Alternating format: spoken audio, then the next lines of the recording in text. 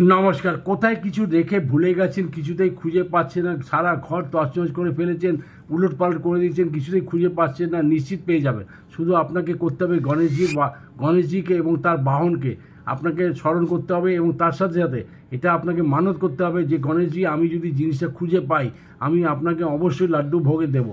সে মতিচুরের লাড্ডু হোক, যেই লাড্ডুই হোক।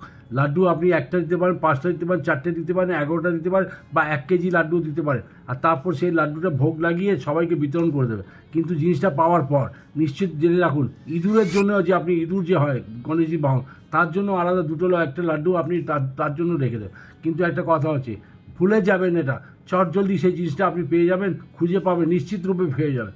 মানে আপনি বিশ্বাস রাখুন, যদি আপনি কোনো আমানত করেছেন বা আপনি এমন করে বলেছেন, নিশ্চিত সেটাকে পূর্ণ করতে হয়। 2টো লবঙ্গ তার সাথে অবশ্যই গণেশজিকে অর্পণ করবেন। গণেশজিকে লবঙ্গ সে প্রসাদ হিসাবে আপনারা গ্রহণ করতে পারেন। লাড্ডুটাও আপনারা সবাই গ্রহণ করতে পারেন।